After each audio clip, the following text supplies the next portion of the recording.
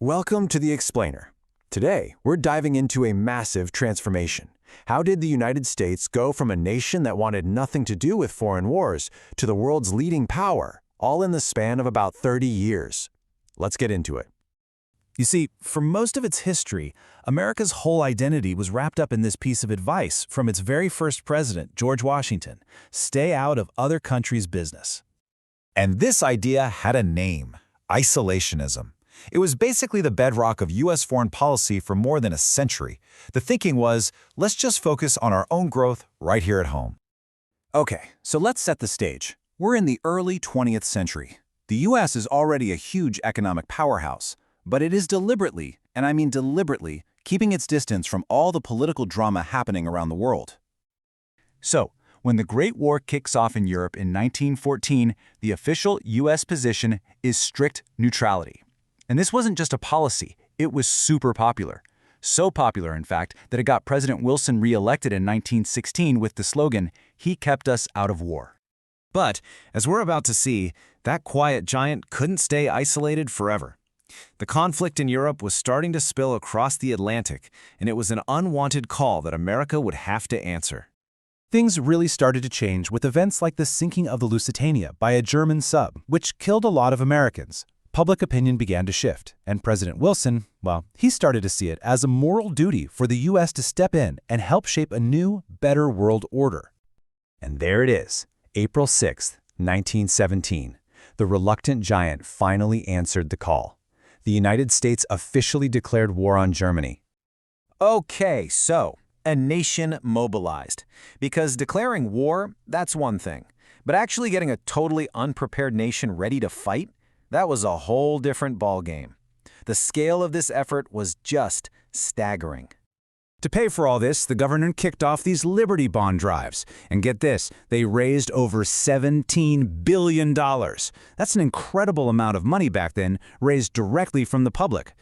Now, what's really fascinating here is that this wasn't just, Wall Street money. We're talking about over 20 million regular people. That's about 1 in every 6 families chipping in. If you find this kind of national effort incredible, do me a favor and give this explainer a like. It genuinely helps us make more of these. And this chart really drives it home. The war was basically bankrolled by the American people. Look at that. Borrowing from the public was the lion's share of it. This was a massive public investment in the conflict. The human side of this was just as huge. I mean, look at this chart. The workforce completely shifted.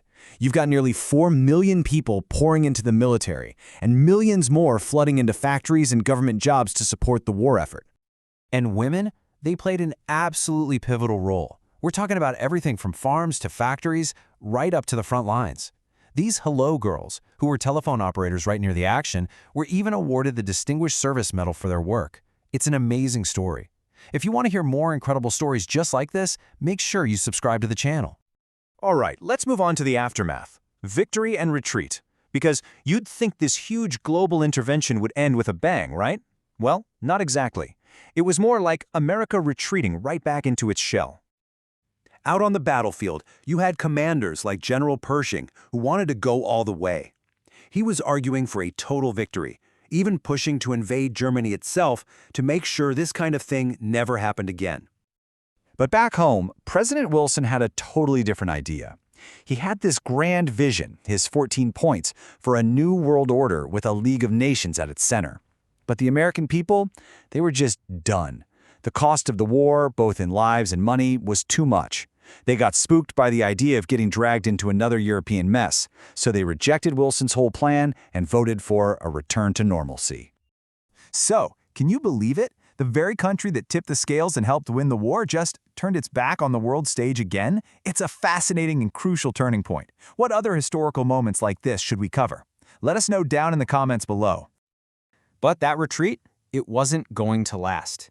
In our next section, The New Global Power, we'll see how the seeds of leadership planted in World War I were about to sprout in a big way after an even bigger conflict. Yeah, the years between the wars really proved that hiding from the world just wasn't an option anymore. You can see it on this timeline, right? The 1920s were all about focusing on things at home. But then, bam, 1929, the Great Depression hits and it's a global crisis. By 1941, with the attack on Pearl Harbor, it was crystal clear. America couldn't escape the chaos of a Second World War. And this time, America decided to lead. Even before World War II was officially over, the U.S. was already shaping the world that would come next. At this huge meeting, the Bretton Woods Conference, American leaders were basically the architects of a whole new global financial system. And here's the final piece of the puzzle. The U.S. economy was pretty much the only major one left standing. Its rivals were in ruins. So, with all that economic power, the United States became the undisputed leader, and the U.S. dollar became the go-to currency for the entire world. I mean, just look at the difference. The transformation was absolute. Before World War I, America was this staunchly isolationist country, avoiding foreign entanglements at all costs. After World War II, it's the leader of the free world, the dominant economic and military superpower, and the architect of the whole new global order. It's a night and day difference. So that brings us to a really important question for today, right? This journey from a reluctant player to a global leader. Is the role America built after 2 world wars still the one it plays today? Or even the one it should play? If you enjoyed this journey through history, do us a huge favor and give this explainer a like. It really helps the channel grow. Make sure you subscribe for more incredible stories from the past, and don't forget to comment below with what moment in history you'd like us to explore next. Thanks for tuning in.